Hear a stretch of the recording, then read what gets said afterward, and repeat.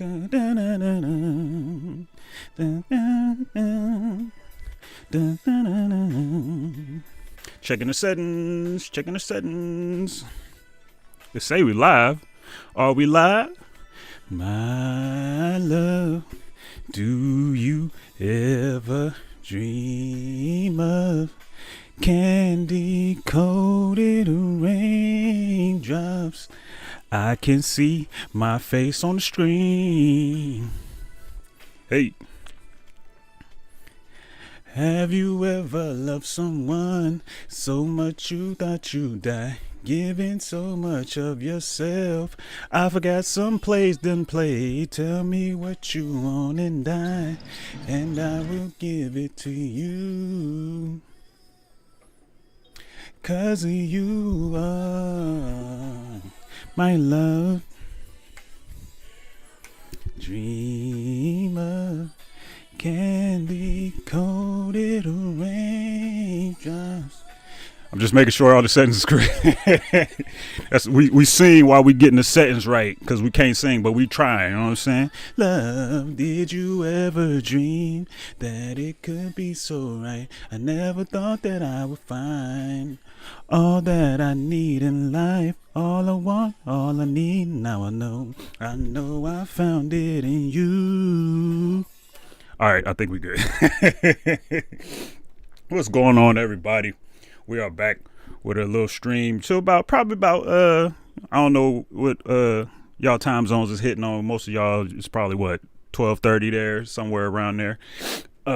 So for about the next 90 minutes or so until, you know what I'm saying, about an hour before the Super Bowl, we're gonna take a little look at Spencer Dinwiddie, what he's been up to in the past seasons. You know what I'm saying? I'm familiar with his game, but I'm familiar with the Spencer from like 2019, around that time. So I haven't seen him play out. You know, I've watched some of the Mavericks and things like that. He kind of had a little evolution in his shooting and all these other things, but he's up and down. So we don't know what's really what with the Jimbos and all that good stuff. But I do want to see if he still has some of the traits that he had back then, or if he's just washed now, because his numbers are terrible. But the one thing that you could, not the one thing, but the things that you can generally expect from Spencer on a consistent basis when I used to watch him was, one, he was going to get in that paint. Two, he was going to draw some fouls. Like his passing touch is questionable. He one of the worst lob throwers I've ever seen. Maybe that got better in some respects. I'm not sure. But we about to find out what he's really been up to. So we've been doing this. We're going through the makes, the misses, the turnovers, the assists, all that stuff, even though it takes forever to get through one game. But we just got to get a kind of a feel for what's going on, the good and the bad. Maybe y'all should do all positive, then go into the negative, maybe to help streamline it a little bit easier. But I just want to see what's going on just in general. So we about to do that just with some general footage. Oh, big misses on I don't know what his percentages are, but he's had some horrible shooting years. And I think this year, he was shooting like around 26% when they played the Lakers, or like 29. He was under 30, if I remember correctly. That didn't matter in that game because he was cooking. Ooh, nice pass, brother. You know what I'm saying? He got some nice passes in him, some nice reactionary passes. I don't trust him as a primary ball handler. I don't think as a primary playmaker ball handler, even though he does get assists and things like that. A lot of that back when I used to watch him was a function of his athleticism, more so than like manipulating the defense too crazy with his passing. These are nice passes, but again, they're straight line passes, then transitioning off a ball movement. But nice time, nice touch on them. You know what I'm saying? Nice velocity. So we can. Ooh, Benjamin, what was that? Or was that on Spencer? Nah, he did kind of slow up, but that pass was a little wayward. Benjamin, I didn't even see what just happened. My bad. I wasn't even looking. Let's see what happened. Okay, Spencer just kicked it to the corner. And then he did. I didn't even have to watch that. Let's see. Celebratory pasta on the menu. Is that for my Niners being in the Super Bowl, or for the Lakers getting Spencer Dinwiddie? Because one of them is definitely worth celebration. This is remain. Oh, he threw a good lob. It was in transition. Not a lot of half court stuff going. Oh, they must have gave him the steal and the lob, so it showed twice. Here we go. Some pick and roll. I like it. Let me see.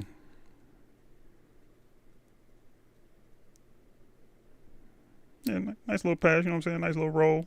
Nothing too crazy. I think this would be better if I just focus on one thing, which I really want to see, which is the penetration aspect of his game, because he ain't really. Let's see. I mean, it's not a bad decision. You know what I'm saying? It's a shot that you would want to see somebody take in that situation. He didn't really have anywhere to go. 9 seconds left. The decision ain't too bad if you of a certain skill level, but yikes. Yikes on bikes, baby.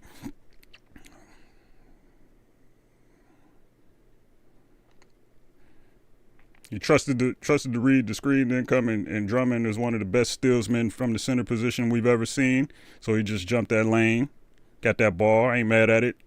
You know, might want him to take a little more care of it. He just kind of predetermined what he was doing because it was a set that he, so I'm not too wary of that. But let's get into the penetration, bro. Let's see what's going on here. Okay. We don't trust the Jimbo, of course, but he made it. I didn't see really opportunities for driving or anything. That's why we're not gonna really. I think after this, I'm gonna filter some stuff out because this is gonna be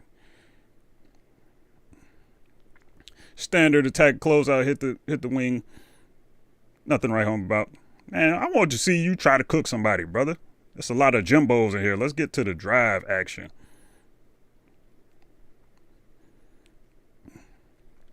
About to be a fast break assist, perhaps, or just a mislog play. Nope, maybe just a rebound. Oh, he got fouled, or did he step out of bounds? Probably stepped out of bounds. This brother is shooting a lot of Jimbos, man. I'm about to. I have to. It's taking too long. Okay, so we're gonna filter this because I want to see. I want to see a couple. All right, so let's see. 2-point make assisted, let's get rid of that. 3-point make assisted, let's get rid of that. 2-point miss, 3-point miss. Do we want to keep the let's keep 2-point miss in here. We know he can't shoot. Turnover forced. We don't need that right now. We don't need blocks. We'll keep turnovers in there. We can't filter that into loose ball turnovers though, or lost ball turnovers. Oh, I forgot that you can do the defensive stuff on here. My bad. Oh no, this is not. I'm looking for shot type. Here we go. All right, so driving layup, yes. Hook, I guess. Turnaround jumper. I guess we can leave all this in here for the most part. They got way too many shot categories, bro. But we'll just do 2-point make unassisted, and then just go from there. Just all his made buckets. 3-point make assisted. That was supposed to be unassisted, but it's all good. I just want to see if he get into that rack like he used to. So we're going to skip most of this because we've seen most of it. Oh, yeah, I can just do this. What am I doing? Step out of bounds, turnover. All right, here we go. All right. Still looking steppy on the first play. a little low, you know what I'm saying? A little low action, then we get to that. But that's Andre Drummond, so, not the most fleet of foot gentleman out on the perimeter, but he took advantage of him. So every lob he throws is an adventure. Him and Reeves about to be drawing all the fouls and throwing all the bad lobs. And I'm here for it. Let's see.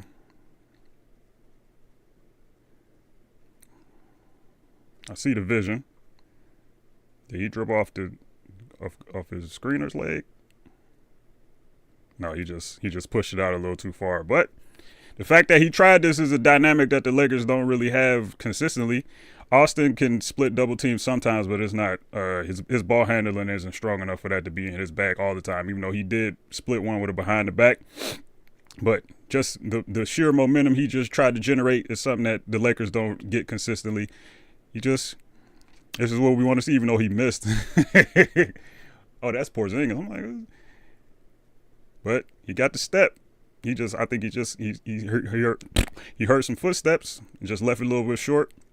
But definitely need some penetration, man. and it looked like he still got some juice in that respect, but it's only been 2 plays, so we'll continue to watch. Oh, what am I doing? Hold on.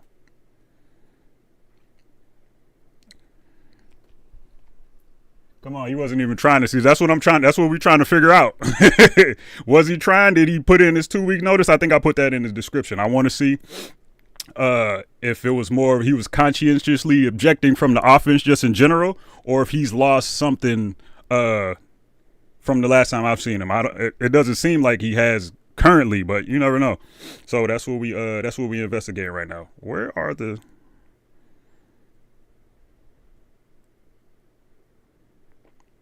See, this isn't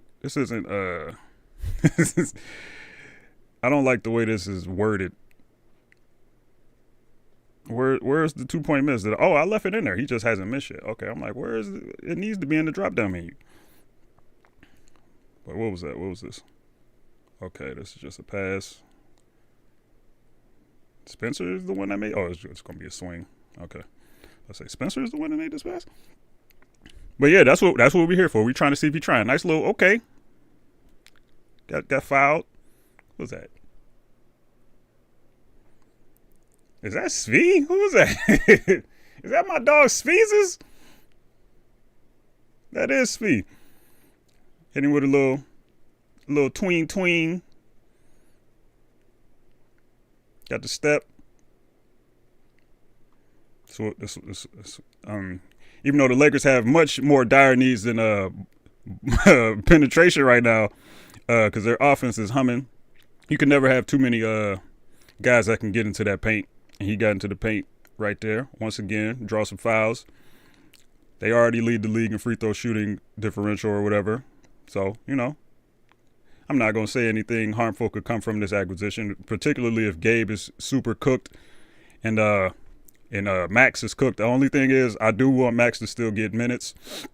I don't want Spencer's presence to come at the expense of Max's minutes in a major way, because I think Max provides a level of physicality and rebounding that the Lakers need. Nice little step there.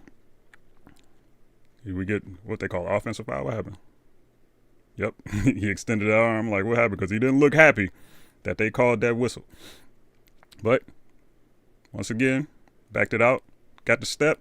He just extended that arm a little too much. But he's not as fast as he was 3 years ago, which is to be expected. But he still looks very capable as a driver. Let's see. Semi-transition, nice pass.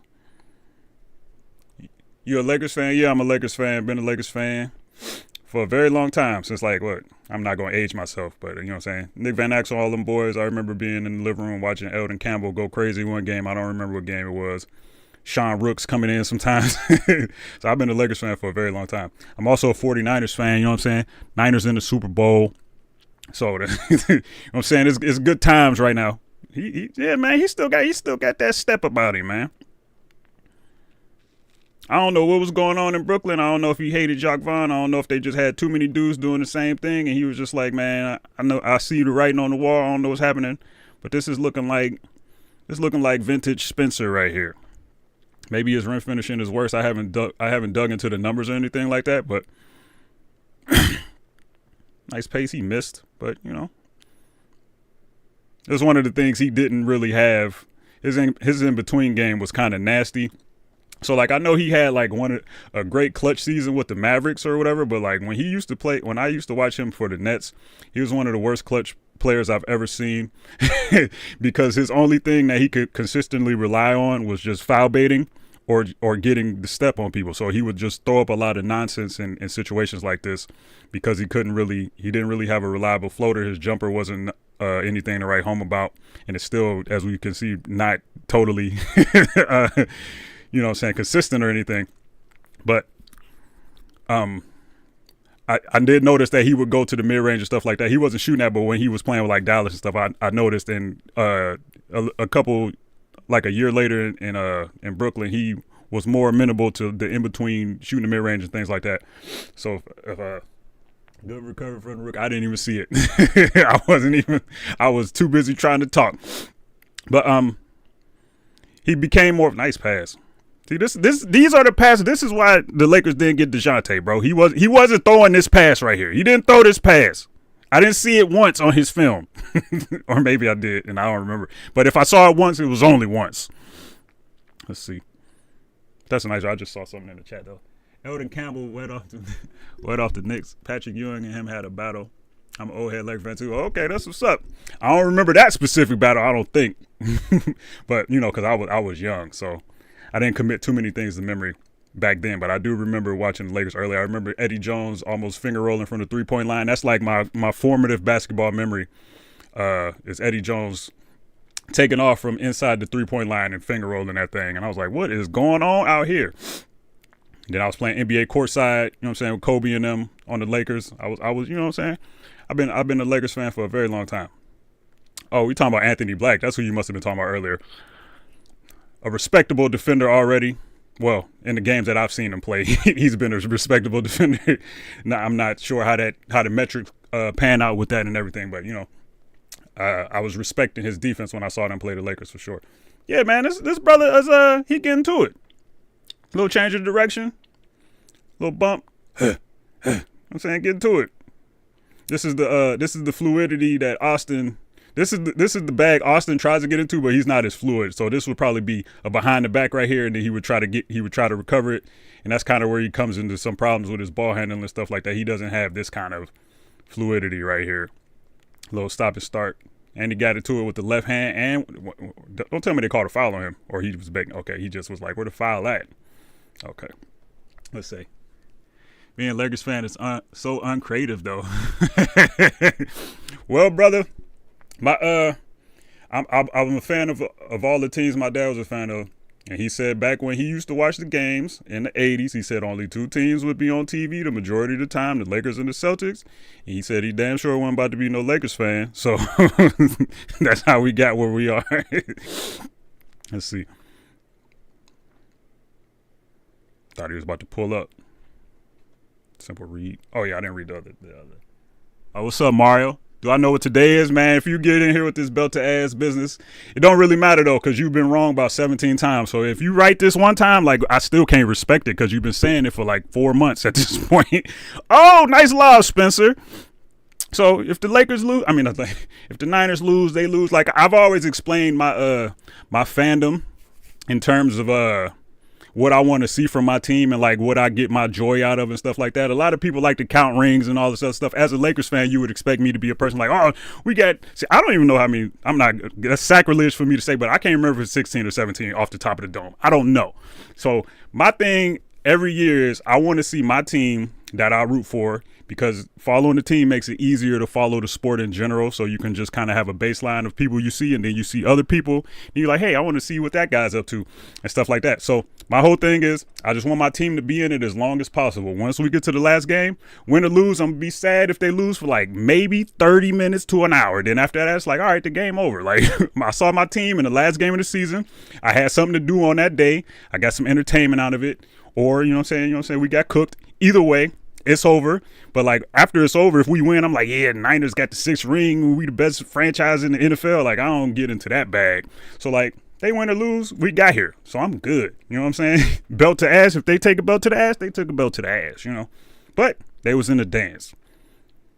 I got something to look forward to today. Other people got trying to look forward to like some schadenfreude or schadenfreude, however you say that.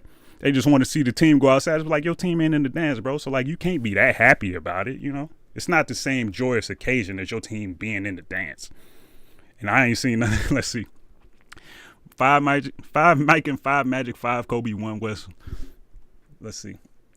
Okay, but you got a choice, you know. When I was a kid, my first contact in here with Germany was basketball, was AI. What you mean I got a choice? You know what I'm saying? My choice was, I was a Lakers fan. Then I seen Kobe and Shaq hooping. I said, oh, this is it. This is the pinnacle. You know what I'm saying? What I'm going to go? I'm going to renege on that after? Nah, bro. You know what I'm saying? I ain't no, I'm not a flighty guy. You know what I'm saying? I'm consistent. I'm loyal. You know what I'm saying? So we going to be here, even though, I don't like watching them play sometimes. I definitely wasn't digging the, a couple of them years. You know what I'm saying? Even though I was through the I'm watching Jody Meeks and Kendall Marshall against OKC. Like, you know what I'm saying? Kendall Marshall looking like the second coming of Pistol Pete under Mike D'Antoni, even though his jumper was the brokest thing we've ever seen. I've been watching all the Wesley Johnson years, you know what I'm saying? I thought Nick Young was automatic one season. I'm like, bro, every time he shoot, it don't look like he gonna miss, bro. Like, but you know what I'm saying? We already dug our heels in. I'm a little less enamored with the mercenary level of situation we got going on right now. So like once that's all situated, I think I can tap back into my fandom a little more, because I'm a developmental guy over go get this piece and try to win the ring with this dude that's gonna be here for like 18 months. Like, it's fun sometimes, like if they're winning it's fun, but like you can see on the horizon like all our picks are gone. It's like after these years are over, I'm a little nervous about what's about to happen, and it ain't even looking too great right now. But you know what I'm saying, we still gonna be out here checking in on the Lakers. I just watch a lot of basketball, so it's not like that's the only thing I watch when I watch basketball. So I still get enjoyment out of other stuff, so I don't need to be like a fan of another team just to get my enjoyment out of basketball.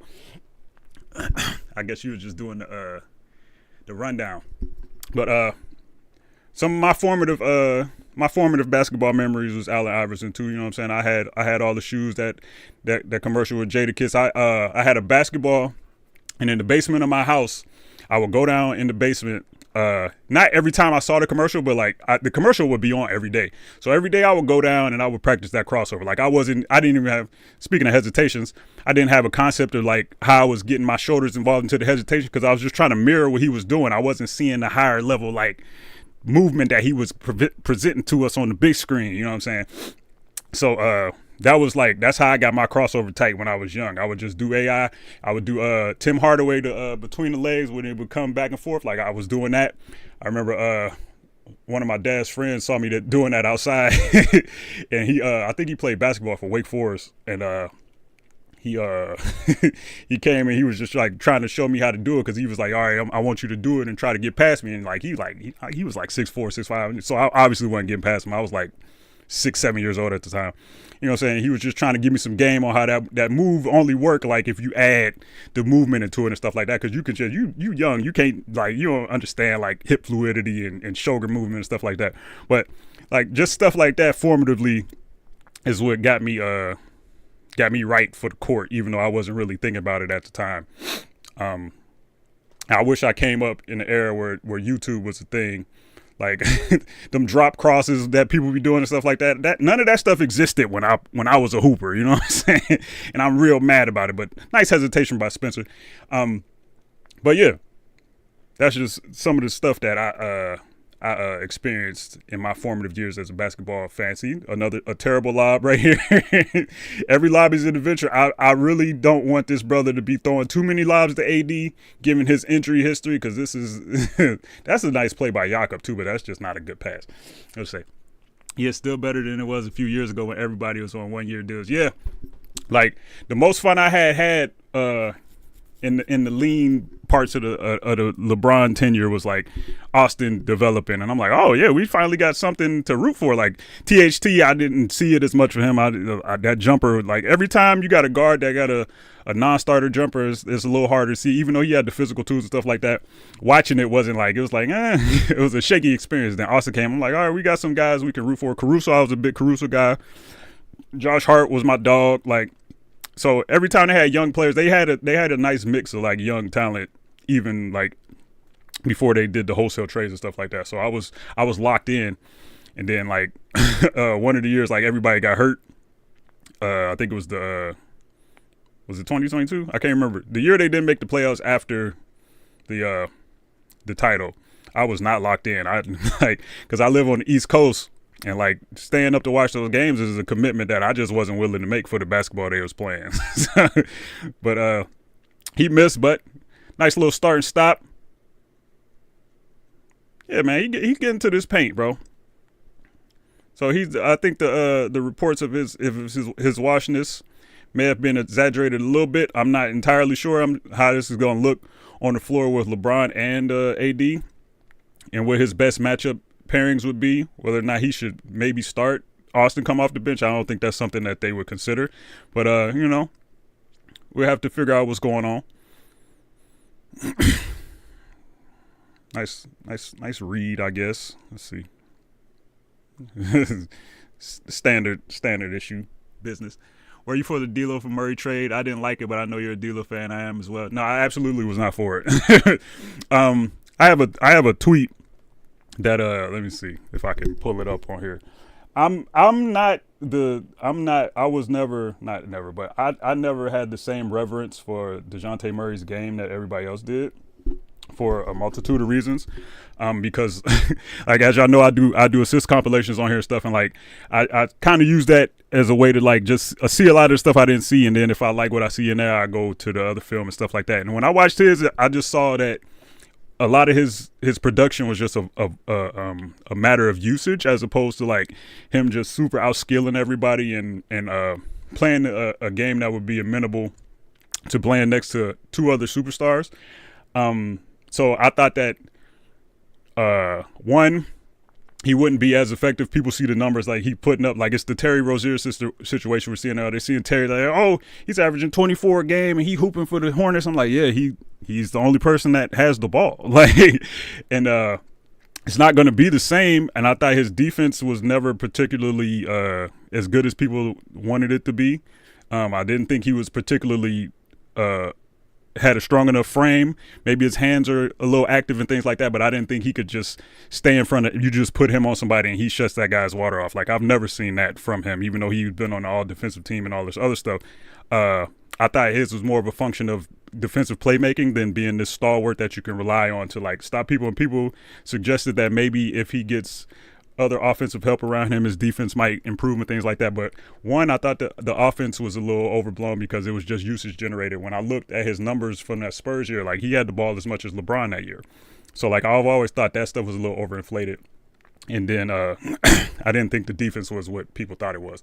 So I just thought if you were going to sacrifice the level of shooting and playmaking that D'Lo brought to your team, I thought you were going to miss that way more than any added perceived defense that Murray would bring with a little less offense. So like, and the money, like he's going to be making his contract hasn't even kicked in yet. And you have to wonder why Atlanta wants to get off that deal. His deal's not bad, but like, why are they so eager to get rid of this guy that they just tried to commit to? But basically the gist of my tweet was when the Hawks were trying to get Murray, I said, trading 3 first-round picks for the opportunity to give DeJounte Murray a max is not my idea of sound team building. Like, so that was my thought years ago, and I think it's kind of played itself out to be true a little bit. Him and Traydon particularly, I'm not gonna say they don't work well, but those two aren't gonna lead you to any consistent winning. Maybe, you know, having an old Capella and a lot of money on the books that the Hawks have had over the years has contributed to that, but I never saw it for that pairing. I've said it on this stream, even though my mic was terrible back then, so I couldn't share the clips like of me telling everybody how this Hawks situation was going to go, but I never saw it. Let's see. What? Dinwiddie easy starting over Reeves. You have to consider the team dynamics and also, you know, just factors of him not knowing the system and stuff like that, like in the optics of it all. People, I'm sure you're familiar with the way that people talk about Reeves and how they so adamantly claim that like he was the third best player on the team and all this stuff. People have ideas of Reeves in their head, and I think it bled into the coaching staff as well.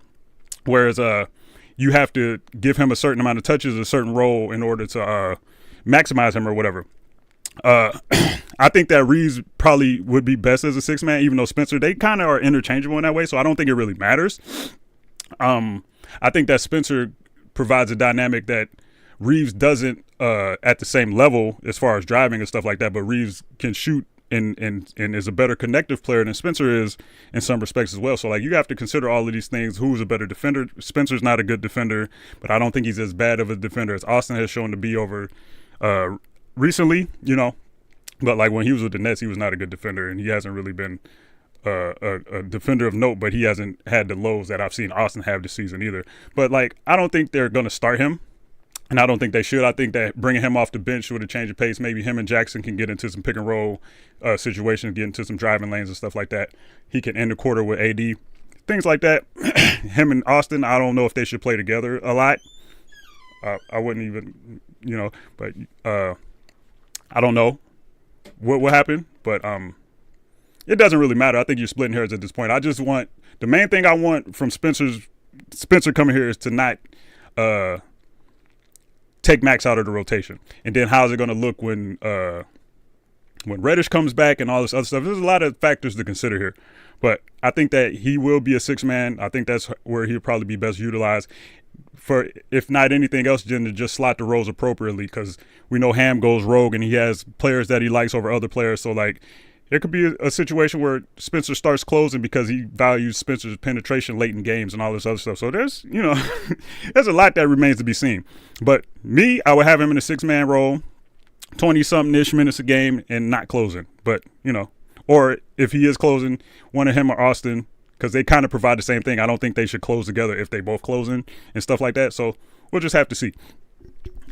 Dinwiddie can't really connect like Reeves can with LB. Yeah, that's what I'm saying. Like Reeves and LeBron have a nice little inverse screen chemistry like that. I don't think LeBron is willing to like give up and stuff like that. Like there's a lot of things that Austin provides, and Spencer provides some things better than Austin. I think Austin is a more plug and play guy than Spencer is. I think Spencer needs the ball a little bit more, even though he's shown that he could be a nice catch and shoot guy from the corners and stuff like that. But just from an overall offensive flow thing, I think that Reeves is more suited to start in that sense, and then Spencer is better able to run units by himself. So I think that you would actually benefit more from having Spencer come off the bench and kind of get into his pick and roll bag as soon as he come in, getting to his penetration bag. If the Lakers are drawing fouls, he can get to the free throw line and force the issue there, get teams into the bonus, and just do stuff like that. There's strategical things that you have to consider with all of this stuff. Nice pass. Nice finish, Benjamin.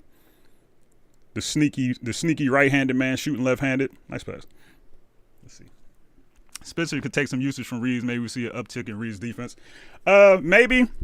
I think people just didn't realize how bad of a defender Reeves was. Like, they were giving him credit last year for being a decent defender. But, like, a lot of – we saw this, like, in the Nuggets series. Like, people were pointing to D'Lo getting cooked and stuff, like, in Game 1 and stuff like that. But if you go back and look at the numbers, Austin Reeves was getting absolutely violated, like, at every turn. Like, in the Golden State series, they tried to have him on Clay. Clay was cooking him. Like, I just don't think that he has enough – wingspan wise to like really bother anybody. He plays hard, he means well, he tries and all this other stuff, but I don't think he's ever been particularly an effective defender, even if his numbers aren't as bad as they are this year. But I think this is just kind of who he is. Like, people want to say that the offensive load is causing it, and like his legs is cooked from FIBA and all this stuff. That might be a part of it, but I think this is just largely like who he is. He's just not an athletic guy. A lot of guard defenders just aren't good defenders, despite what people want to like. People want to act like they know ball and like, oh, he's doing it on offense, but is he playing defense? Like, you show me a guard in the NBA that has some level of usage that's like a good defender. Like, you're not going to find too many of them. It's just the way the game is these days. It wasn't like you can't touch anybody. The screens are screenier than ever. People are bigger than ever. Like, you're just going to get lost in the sauce a lot. The only thing I think Reeves can do, and I don't know if it's scheme related or whatever it is, but he overhelps way too much. And I think D'Lo and AD was talking about it in the podcast. It was like, man, we should just play two people in the pick and roll. Like, a lot of sinking down. People were getting on Rui for the Michael Porter Jr. 3 because he sunk down a little too far, like overhelping when AD was guarding Jokic. Like, so I don't know how much of this is scheme dependent, but I do think that Reeves' defense is going to pretty much be at this level, like, for the rest of his career. Like, but that's not a bad thing necessarily if you can scheme. But we just haven't schemed around our players' deficiencies properly. You weren't joking about those lobs, yeah. I think it's a compilation on Twitter of him throwing bad lobs this season. Ooh, that pass was crazy too. But he doesn't have consistent touch and decision making in those areas. So, like, you know what I'm saying? I want him to keep him to a minimum. Nice drive. And preferably he throws him to Jackson instead of AD. AD's not particularly a lob guy a lot anyway, but I do think that they can have some utility in the same way that him and Russ did, where Spencer's going to be able to penetrate at a level where he can get AD some easy dump-off buckets because he just plays a little faster in the pick and roll because he's a little more athletic than D'Lo and Austin. Because AD's he's not a consistent roller, but he kind of floats after screens and stuff like that. So if you can drive penetration, he can get to the level with Spencer, like a little bit faster, because sometimes he's a little sticky on the screens and he doesn't really roll. So like if Spencer's penetrating and he can throw the wraparound passes and all this other stuff, it won't be as much of an issue in that little window where you kind of have to be decisive in as a roll man and as a penetrator to kind of get the easy dump off buckets. And I think Spencer can help with that in a way that D'Lo and Austin can as much. So I think him and AD can have some good chemistry if they play a lot together, because if he's coming off the bench, he's probably not going to play as much with AD, just depending on what the substitution patterns are and stuff like that. If he can come in at the 6-minute mark or something like that, and maybe they can get some minutes that way, then maybe it'll be a different discussion. But I don't know exactly how they're going to dole out these minutes. If I was them, I would probably save him to last couple minutes of the first and then overlap that into the second, just to see if he can, like, well, I don't want him to, he can't run a unit because there's going to be 3 guards on the team now, so he's probably not going to run his own unit. But probably playing with D'Lo or Austin, it probably doesn't really matter because they can both play off ball, and he can get into his drive and kick bag and his drive and finish bag and stuff like that. Maxey, I ain't seen Maxey in a minute. Is he hurt or something? I haven't really been paying attention. Did he get traded? I don't remember what happened to Maxey. I need to start watching more basketball. I haven't been locked in as I usually am. Josh Green, the flop man of the century. Was that a foul? It looked like he extended that arm and then tried to tuck it back in. I don't know, but Josh Green be flopping, so who knows? Let's see. Okay, thought I saw another comment. Nice pass. Ooh, my arm. I should probably take assist out of here now.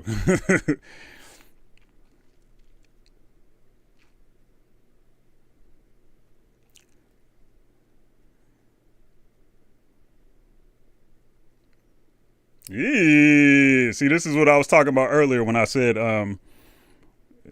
why he was so volatile in the clutch. You see time and score, and instead of, perhaps doing something where he could perhaps, because it's 16 seconds left, he's trying to get to the rim and he's trying to draw some fouls. He was throwing up stuff like this all the time.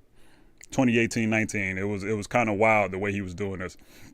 But like I said, he had a season where he was one of the clutchest men in the business. So there's been some evolution, but you still see some whispers of the man he used to be as well. Nice pass. That was crazy. He would do that a lot. He was very good at initiating contact, flailing those arms and getting that whistle. But when it didn't work, it did not work, bro. It was nasty business.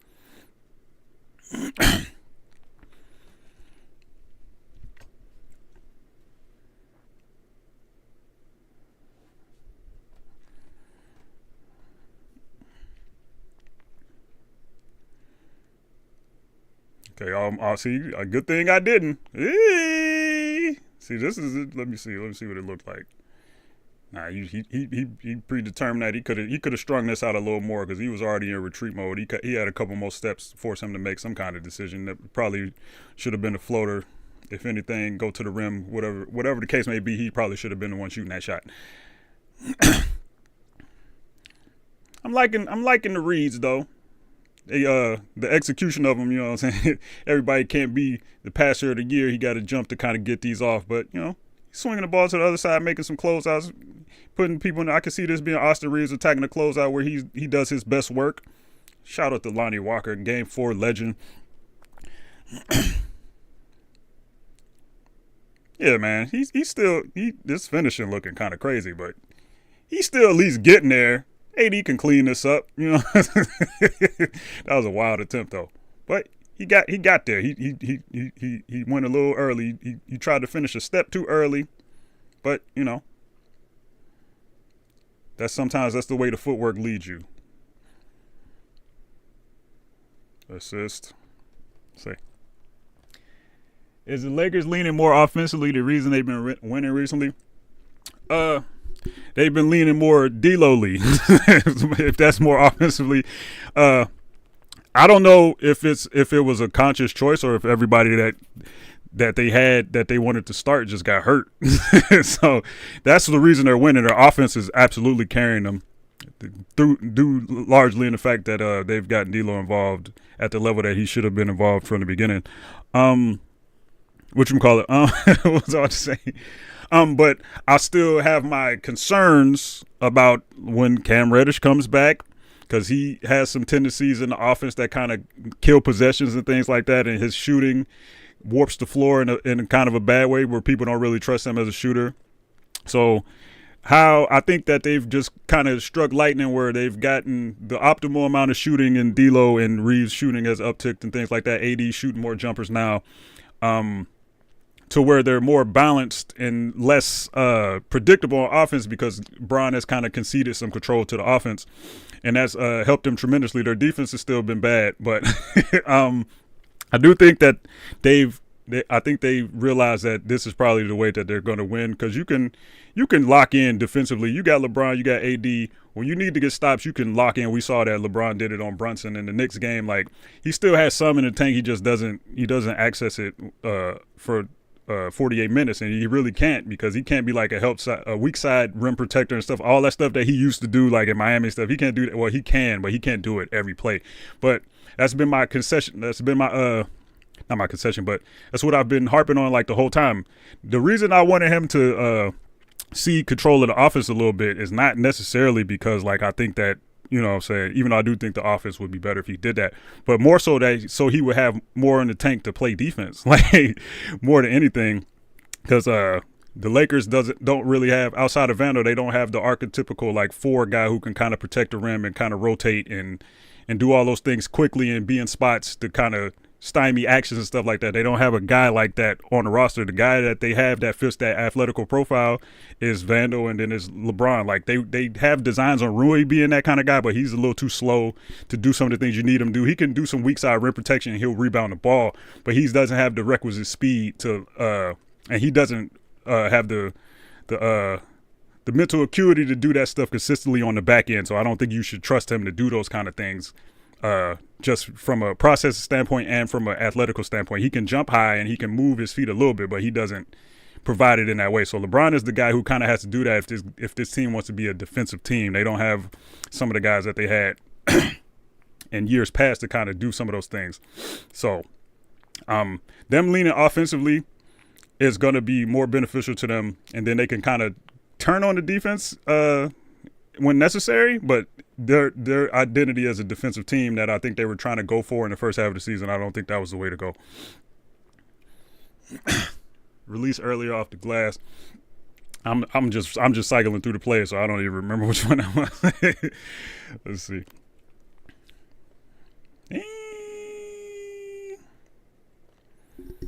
Ooh.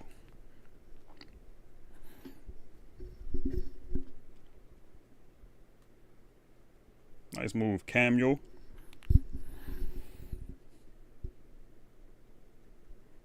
More transition. We gonna get a pass. Yeah, I wanted to see if we was gonna zoom through that that paint. Yeah, he making some quality reads. Nice shot. Again, I was watching that Murray film, bro. The passing wouldn't look like this, bro. He must have stepped out of bounds.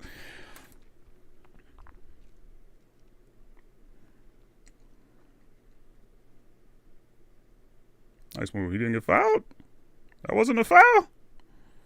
But he's doing a nice job of changing direction and getting back into his bag with a little bit of pace. Just some diverse driving that we haven't really seen this year from the Lakers. I think will help the offense tremendously. Now, the shooting and the other parts of it, that remains to be seen. He's throwing good passes, though. He's making good reads, timely reads. The passes are decent. So he's going to bring an element that they need. Drawing them fouls as well. Let's see. I feel like them trying to lean defensively early in the season was them still living in their bubble. Yeah, the years of wait, I messed up. I think I got it. I'll do this right. I think Dinwiddie would work really well with the actual bench score. Yeah, but I don't know. That used to be Rui. Well, Torian isn't really a scorer. unless you meant as an actual bench scorer. But I think that he is most optimized off the bench. If they had a better big, if they could have like somehow got like a Gafford or something, like I don't think they kind of have the guy that would be the fit. But I think that Austin or D'Lo is probably going to be next to him anyway in that kind of role. So I think that he's going to provide some good stuff for them if they're not dependent on him too much. If this doesn't turn into like a Dennis situation where they're trying to shoehorn him into 30 minutes a game just because they like that he's fast. LeBron tends to like guys who can penetrate and stuff like that. So if LeBron is like, oh, I want Spencer out there with me so we can get some drives going and all this other stuff, like it could get clunky there because I think that Spencer can have tendencies to hijack offense as well if you let him.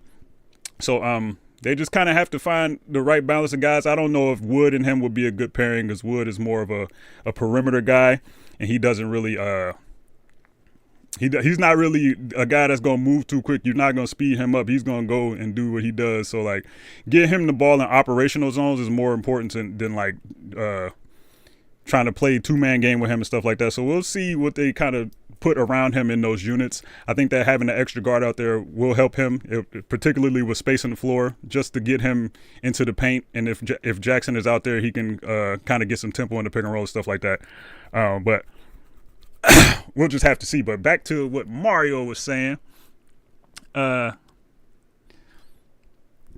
think he meant actual bench score as in Dinwiddie though. But I tried to take it somewhere. But I think that they've been you said it was a symptom of their living in the bubble season. I think they've been trying to recreate things that they think work well around LeBron James, and I don't think that's the way you should build this team anymore. I think you got to find guys who can complement AD because the LeBron James of old is not coming back. We've seen it every game. He's leaving 2-3 layups on the rim every game. Like, he's just simply not the same offensive force in the half court. The team has looked markedly worse in those moments where, whether it's like in the third quarter, if he thinks he has a favorable matchup and he decides he wants to spam LeBron James ISO time, the team looks way worse. It lasts in the Pelicans game. It didn't look great when he kind of tried to commandeer the offense at the beginning of the third quarter.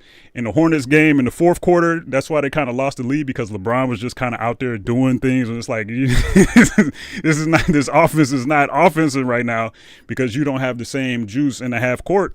He's still a tremendous transition scorer. I'm not saying he's a bad offensive player in the half court or anything like that, but him at the top of the key trying to create and him in the mid post trying to bully through people, it hasn't gone as well as years past. And so I think that they've been trying to build teams on his whims. Clutch has a lot of influence, stuff like that, but then that's how they shoehorn themselves into the Russ situation, and they get a lot of one-way guys who can do one thing instead of actual skilled basketball players who can probably put the ball in their hands. Now, part of that is they just don't have enough money to sign those guys, but I think that they've kind of chased the wrong thing for the last couple years, given LeBron's evident decline in the things that he used to do, as well as just being hamstrung by like their cap and stuff like that. But like the whole idea was like they're going to play big and they're going to be out physical people and stuff like that. But like the guys that are available, like AD's not necessarily a guy who's going to out physical. He will destroy worlds, yeah, sure, but he's not going to be like, he has problems with the bigger body guys, and they kind of, I guess they were kind of trying to supplement that, but there's not really anybody out there at the price point that they had that they could get to kind of play that the way that they think they want to play. It goes back to the level of the four that I was talking about. There are not a lot of those guys out on the market that are like cheap. So like they can have designs to play a certain way, but they don't have the personnel to play that way. And I don't think Ham schematically does them any favors in like trying to get them to optimize the team that they do have. But it seems that they're figuring it out. They have 3 great offensive players for sure, and like decision makers, and you can throw Austin in there as well. But they should lean into out-talenting people more than anything, like, because they have 3 guys who have been all-stars who have run offense at a high level over the course of the years. They could just every LeBron and D'Lo lineup looks great numbers-wise. Like they should become that team as opposed to like trying to be the gritty, we're going to clamp you up. Of course, playoff basketball is a different consideration, but playoff basketball is different. You're able to scheme better. You have more time off. Like it's like What was that? Was that a bat? What was that flew in front of the camera? What was that? Is that a fly on the camera? What is that? Somebody threw a t-shirt. Anyway, but they should lean into their identity as stars and skilled players more than the physicality of it until they get to the playoffs at least, and then they can you can't really change the way you play too much. But I think that the schedule and your ability to game plan for certain people will allow you to play with a more defensive focus when it's time to get there. But they absolutely need to rely on their offense to get where they need to go right now, particularly with Vandal being out and all the defenders being kind of hurt and stuff like that. Man, I said a lot of nothing and a lot of something. Nice pass, Spencer. That was kind of looking like the most unstoppable play in the world, just a little bit. Not really, but that's the kind of pass you would see. But I really like the reads that I've been seeing from this gentleman. There hasn't been a lot of I have turnovers on here. It hasn't been a lot of reckless turnovers or anything like that. He doesn't seem to be playing too. I think his assist to turnover ratio was like 6 to 1.2 or so. It was pretty good. Now that could be just because some people don't pass the ball. Like sometimes when people have a good assist to turnover ratio, it's like they're not making any risky passes, but he's making appropriate reads within the flow of the offense. And he doesn't seem to be doing too many out of control drives. Nice little back cut. D'Lo and Cam get into this bag a little bit. They do it a little more deceptively. What is Robert Covington up to? Another guy whose defensive reputation I think was misapplied. People thought that he was like this on-ball generational stopper guy, but he was more so of a connective team defender, and that's where he really got his good defense from. He wasn't really a guy that was going to stay in front of people and shut people down. And I think people misapplied. Ooh, nice lob. Every lob is an adventure, baby. What we got? We about to split something now. Get into it, man. Just get into it. This is the old Damari Carroll move right here. Oh, no, it's not. That ain't the Damari Carroll. Damari he would drive into you, same with the strong, throw that arm up and then scream. Well, he's on the staff. Maybe he could teach him the ways. But yeah, man, this penetration is looking where it needs to be. But we got to go to the to the bad now. We're on Nets 76ers. I'm gonna add in all the offense once again, and then come back to this game and just see how it looks in totality. I've seen enough from the positives of it to just know that he's going to provide something that the Lakers do need, and it will be a useful skill set. But let's see why the rest of this business looks so nasty. That's what we're about to see. About to see why his field goal percentage is so bad. Because obviously he made a lot of good plays we just saw, but I'm assuming there probably was an uptick in his threes. We can check. I'm not gonna check, but I'll check later.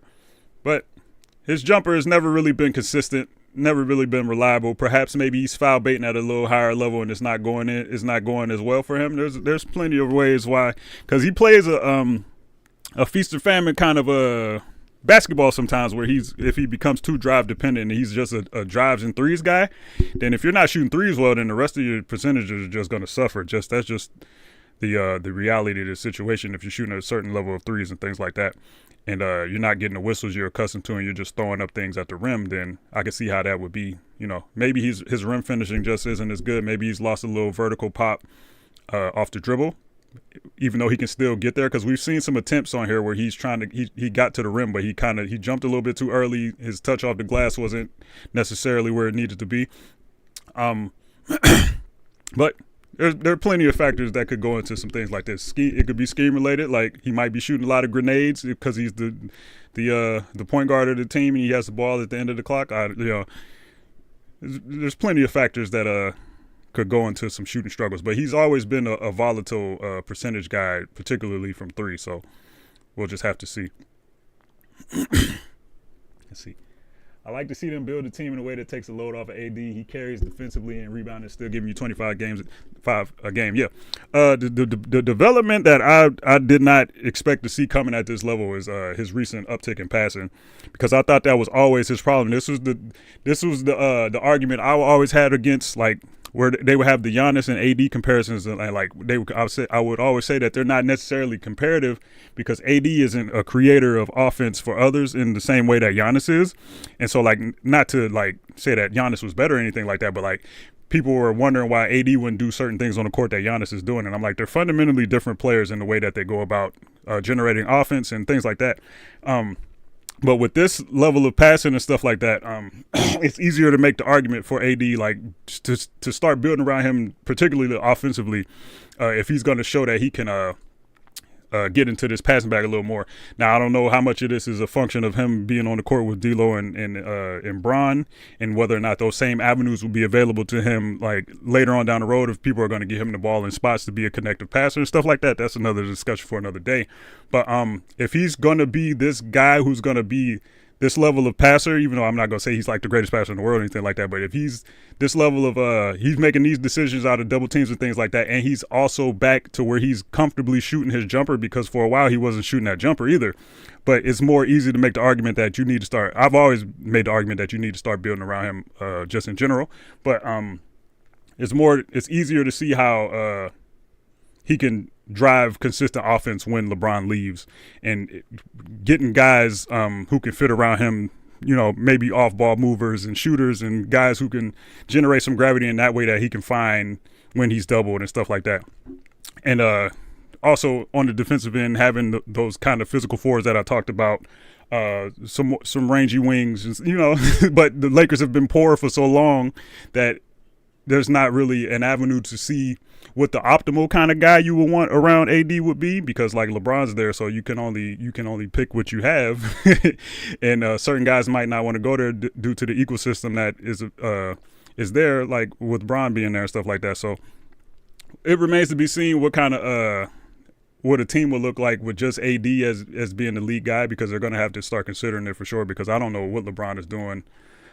He likes to play a lot of games with the most recent Knicks stuff.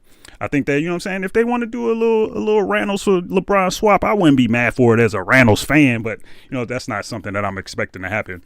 But I do think that AD has shown that he's been relatively healthy this season and for most of last season, if I remember correctly, besides of the early season injury.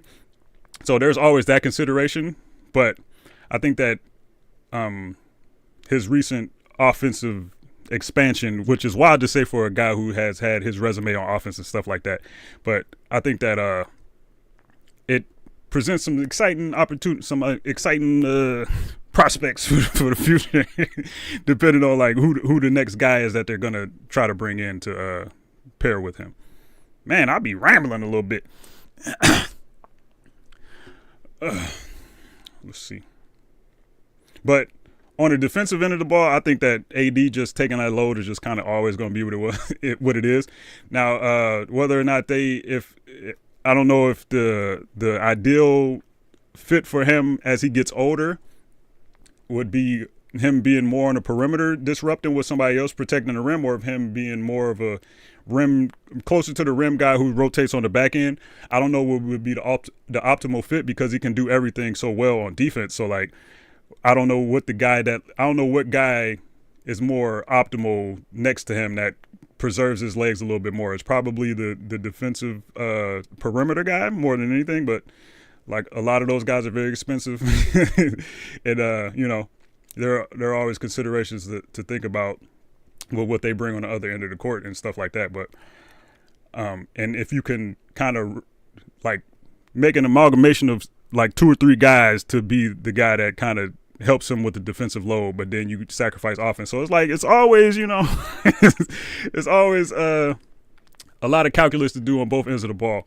But I do think that they need somebody that can, I personally think that he will be able to be a perimeter disruptor for a good while longer. So I think that backside rim protection and a bigger body that can help him against the bigger guys is probably the way that they should go. I don't know who that guy is in the future, but they absolutely need somebody that can contend with the bigger guys, because we've seen with Jokic, and to like a lesser extent, like Şengün gives AD problems. Like he just has problems with those guys on offense and defense. On offense, he tries to barrel into those guys like quickly instead of like outskilling them for some reason that I don't understand currently. But like in the Denver series, and we saw it like he when there's a guy that's bigger than him, he like tries to run into them like really fast and like throw a shot up for some reason. Like I don't understand why he does that. Like, but I think that that's probably the step. I don't know if it's going back to a too big model or whatever it is. We saw how well he played with Boogie the 1 year that they actually got it together, but I do think that another big would probably be the way to go. You know what I'm saying? I'm not going to say. I was about to say maybe a Carl Anthony Towns, but Carl's a forward, so that ain't. I don't know. I'm just spitballing. Let's see. Ooh. Let's get back to this footage, though. What time is it? It is 4:30. Oh, I got a message earlier. I need to read that just in case something is happening. I don't think it is, though.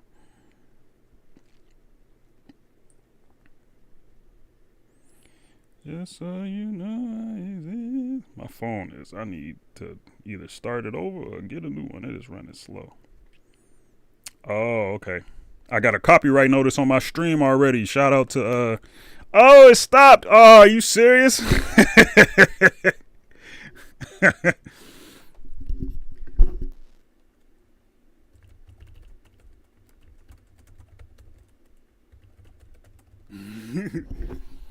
They stopped me. Let's see if we are back. I'm gonna stop this now and then we're gonna see. I'm gonna get I can't do that. Actually, yes I can. Let's do this. We text and stuff. Video capture device. He says window capture. Close that for a second.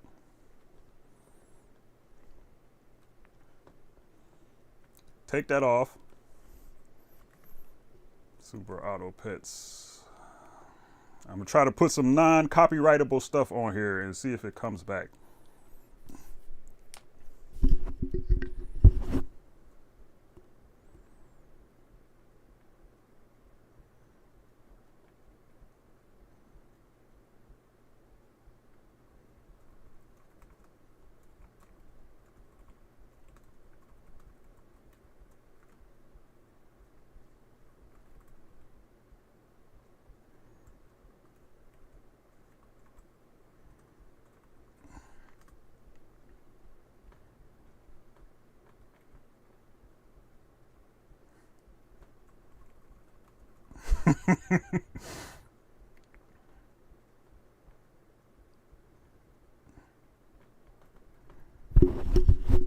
I'm living for a dance. Just give me one more chance with you. Let me see.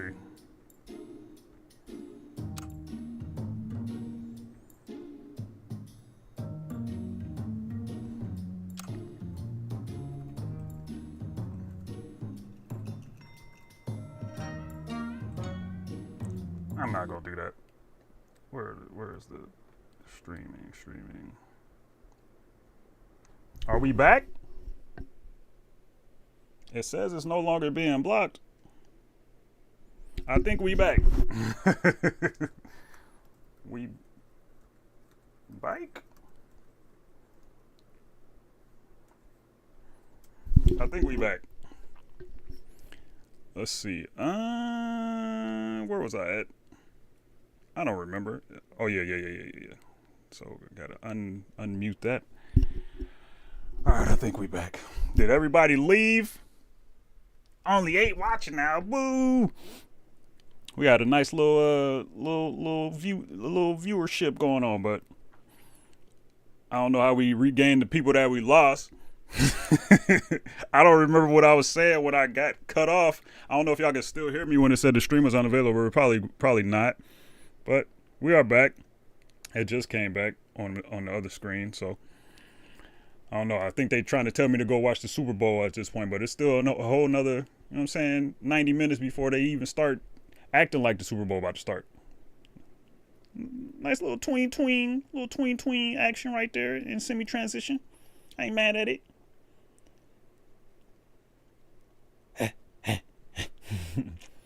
He didn't really get a step on. What was that? Highsmith? Wasn't he in some kind of trouble? I think he just got in some kind of. I don't know what happened. I ain't gonna say what happened because I don't remember what happened. I saw a headline, and I don't know if it was good or bad, but his name was definitely in it. Let's see. Let me tweet it. I can't shut my eyes when I'm with you. Just gimme, gimme, gimme one more. All right, we back. Then we'd just be throwing the ball and hoping it hits. he, I think the hope is that the whistle is coming more often than not, and that gets him in trouble a lot as far as the kind of the way the shot looks. Let's see.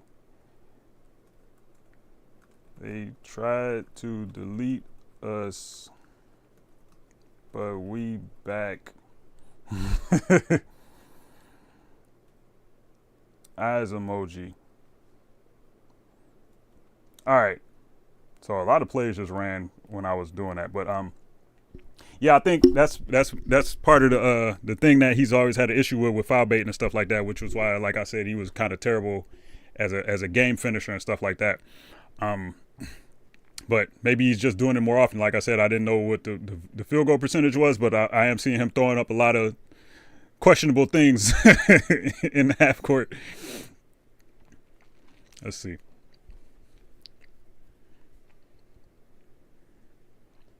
Okay, Nick. It's a nice little fake there on the short roll dump off of reactivity. What was that? Jaime Jaquez. I was watching his film. I started watching some of his film after I was watching Tobias Harris on here one time, and that's the other time that the stream was unavailable due to copyright issues. Even though I got everything on mute. YouTube's recognition system is crazy. Like, I don't need to even have it on mute, but it's better for like the stream audio, I guess. That lob was dangerous, brother. All of his lobs look like they're either dying or they're too high. This one looked like he put a little too much backspin on it, and it kind of died at the front of the rim, but it got there, so can't be too mad. Oh, I thought he was taking that. That's an offensive foul for sure. I thought he was taking that lane. Why didn't he? He had to step. Who was this? Kevin Love? You worried about Kevin Love, brother? You should have took that to the cup. Let's see.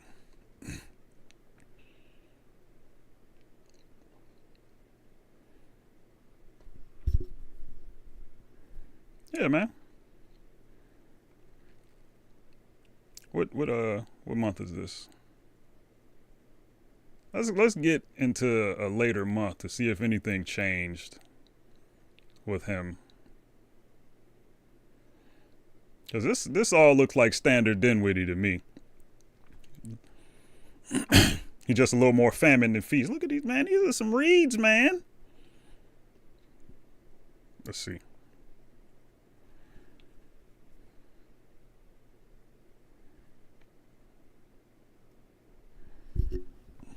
Ooh, my shoulder's starting to hurt holding this mic. Oh, I thought he was about to get that entry up in there. At least he tried it though.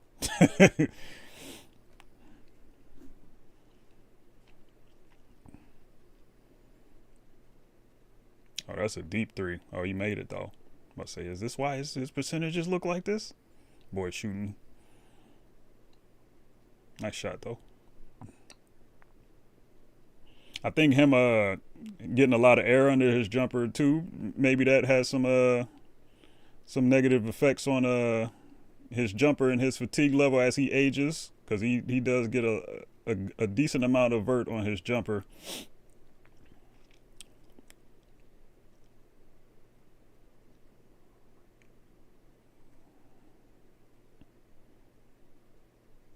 Like the attempt, he ain't make it, but I just got to look at the numbers.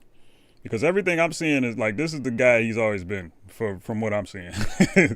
His jumper is just worse, but it's never been consistent. It's never been anything that I particularly believed in. Ooh, that was a nasty one right there.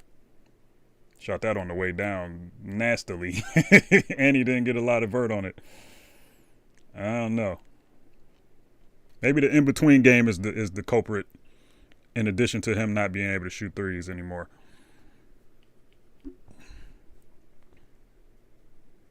Ooh, I thought they was gonna call a travel.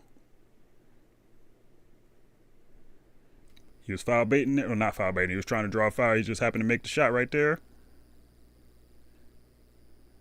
Oh, he getting robbed on some of these. The rim is hating on the boy.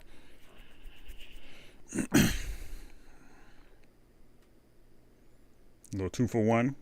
Can't be too mad at that shot. Time left on the clock. 32 seconds. Get a shot up. Get another shot.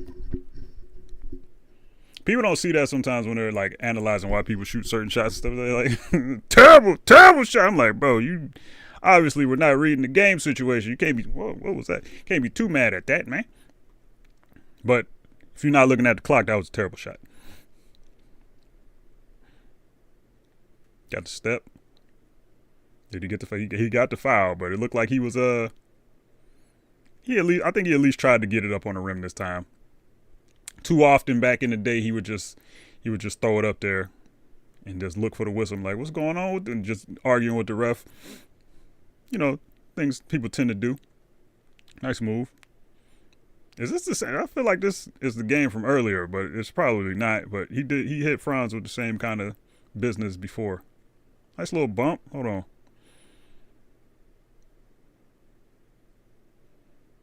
Little in and out, little bump.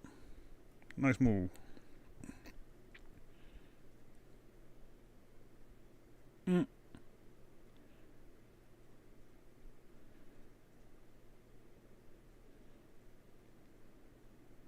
He was in his bag this game. This is vintage Spencer right here.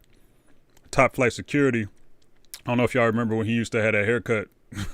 he had the fro, then he got a haircut and it was like real low. He looked like Day on not Friday After Next. What is it? Friday After Next? Yeah, Friday After Next. Where he was like the security guard in the little strip mall. You can't tell me that ain't the same dude. It's the same exact guy. Just go look at it. I might pull up the picture. Okay. Let's look at. I need to look at the time and score on that particular attempt. But he was cooking a little bit, and he dropped kind of crazy. So I see why he shot it.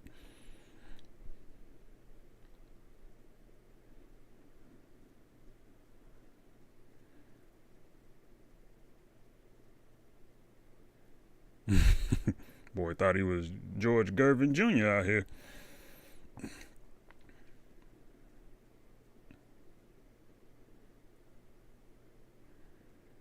Yeah, man, this jumper just wayward. That's all it is. This jumper is just not. It's just a wayward jumper that I'm seeing here. It's nothing too mechanically different than it's always been, which is both a good thing and a bad thing depending on who you ask. I would like to see how that shot played out. Was that a foul? Did he miss? What happened? He missed. I mean, it was obvious that he was going to miss, but, they might have called an offensive foul. Who knows?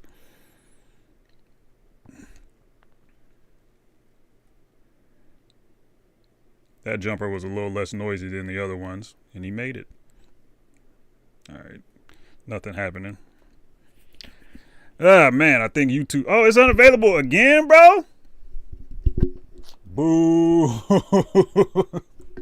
This is whack, bro.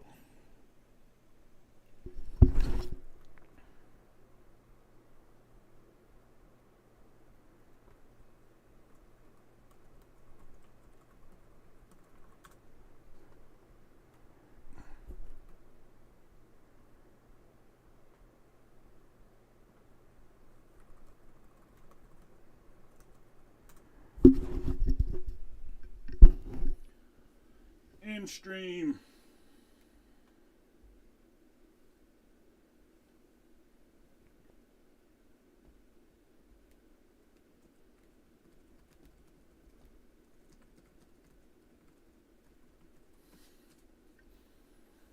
Till light is shining, we can do the See, now we back again. We back again for the second time, but I think I'm gonna end it here just because the sheer amount of hating that YouTube is doing on me is, you know what I'm saying? It cooked the momentum of the stream. It's only 4 people in here now. I was planning on streaming for like 2 hours, but I think we got a good enough look at Spencer. Little discussion here and there. But since they don't want me to be on here, I'm not gonna be on here. I don't know how to get around this. It doesn't happen every time. I usually stream without issue. It's only been 2 times that this has happened. So I don't know. Got to read the TOS. I'm not monetizing the stream, so I don't know like what the deal is. Maybe I can only watch YouTube based basketball highlights. I don't know.